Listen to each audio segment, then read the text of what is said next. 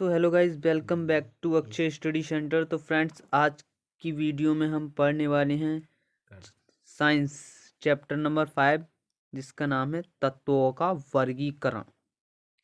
तो फ्रेंड्स, हम इस वीडियो में देखेंगे कि ये नाम, जो चैप्टर का नाम है तत्वों का वर्गीकरण, तो हमें इसमें अध्ययन करना होगा तत्वों का। अब मतलब तत्व क्या होते हैं, तत्व पर हम बात करेंगे। तो हम देखेंगे कि तत्व क्या होते हैं। आपने आवर्त सारणी देखी होगी, आवर्त सारणी का अध्ययन हम इसी चैप्टर में करेंगे और उसी में तत्व यौगिक ये चीज़ बनती हैं, तो हम उसी के बारे में जानेंगे। तो फ्रेंड्स, शुरू करते हैं कि तत्व होता क्या है। तत्व क्या होता है?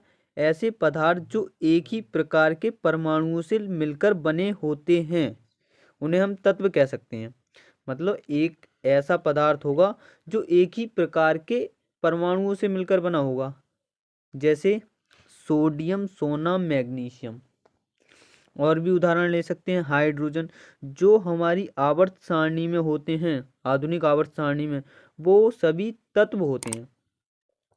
आपने देखी होगी आवर्त सारणी, उसे ही हम क्या बोलते हैं? तत्व बोलते हैं। तो तत्व क्या होते हैं? वो एक परमाणु, एक ही प्रकार के परमाणुओं से मिलकर बने होते हैं। जैसे मान लीजिए सोडियम है, सोना है, मैग्नीशियम है, हाइड्रोजन, हीलियम, लिथियम, बेरिलियम, जितने भी तत्व हैं आधुनिक आवर्त सारणी में, वो तत्व ही होते हैं।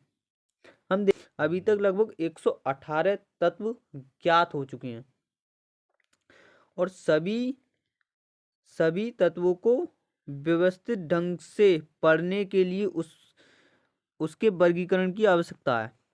अब उसे पढ़ने के लिए उसके वर्गीकरण की आवश्यकता है, तो उसके वर्गीकरण को प्रदर्शित करने के लिए हम एक नियम पढ़ेंगे, जो है कि डॉबे-राइनर का त्रिक सिद्धांत, जिसे हम त्रिक भी कहते हैं या त्रिक सिद्धांत भी कहते हैं।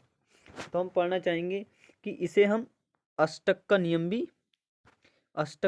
भी कह सकते हैं।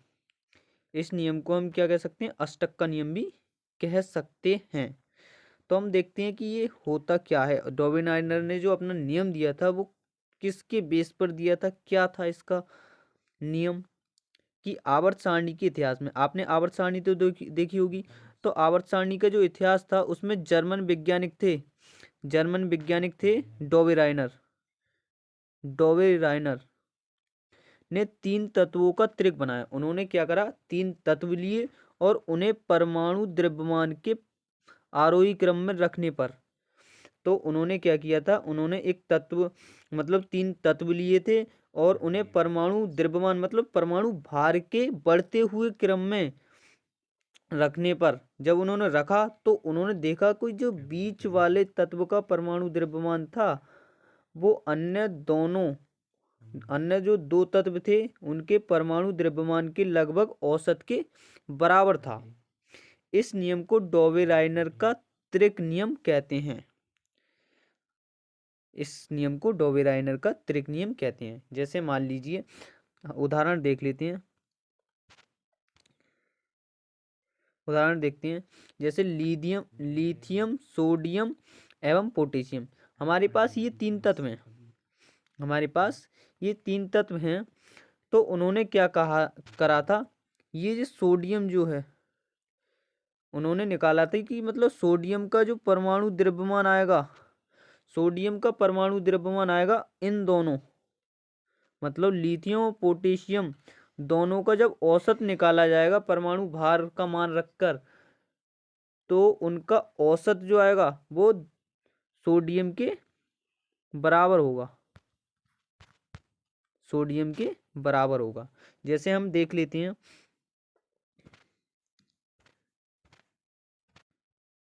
इसके दूसरे उदाहरण calcium, strontium, barium, chlorine, bromine, iodine. और डॉबे-राइनर उस समय तक केवल 3 ही त्रिक ज्ञात कर सके थे। तो हम देखते हैं डॉबे-राइनर का जो त्रिक नियम है वो क्या है। इन्होंने अपने नियम में जो लिए थे, वो 3 तत्व लिए थे। तो उसमें देखा था जो बीच वाला तत्व जो होता है, जैसे मान लो हमने पहला उदाहरण ये वाला लिया था, सोडियम वाला लिया था, ये वाला फर्स्ट में।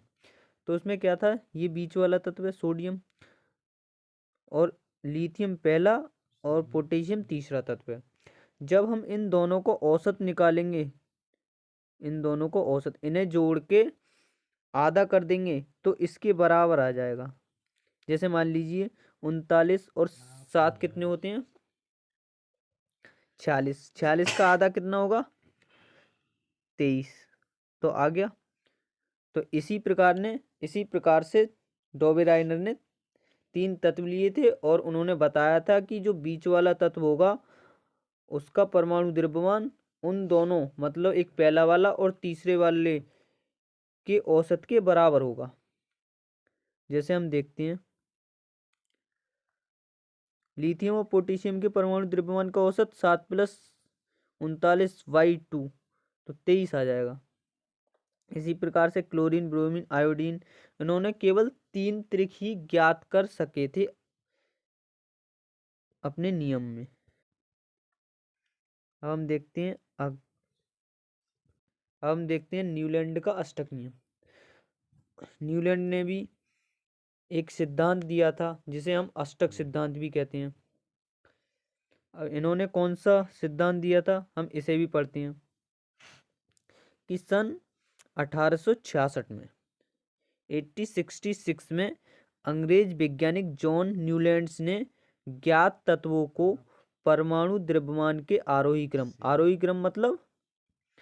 क्रम से मतलब है बढ़ता हुआ क्रम, कि मतलब न्यूलैंड जो थे उन्होंने जो तत्व लिए थे, तत्वों को परमाणु भार के बढ़ते हुए क्रम में व्यवस्थित किया।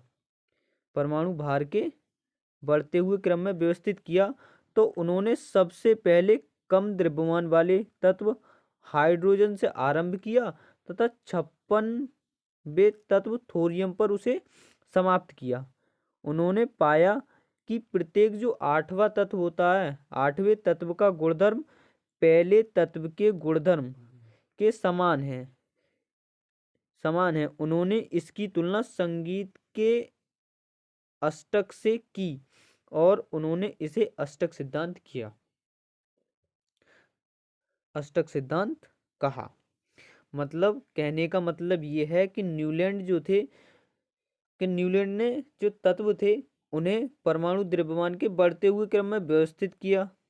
फिर उन्होंने ये देखा कि जो प्रत्येक 8वां तत्व है वो पहले तत्व के गुणधर्म के समान है, और उन्होंने इसी तुलना पर वो संगीत के अष्टक, जैसे हम देखते हैं क्या है कि भारतीय संगीत प्रणाली में भी संगीत के 7 सुर होते हैं, सारे गामा पाधा नी। इसकी बार बार पुनरावृत्ति करने पर प्रत्येक 8वां सुर पहले सुर जैसा होता है तथा अगली पंक्ति का पहला सुर होता है। जैसे हम गाते हैं सारे गामा पाधा नी, फिर अगला क्या आता है, सा आता है।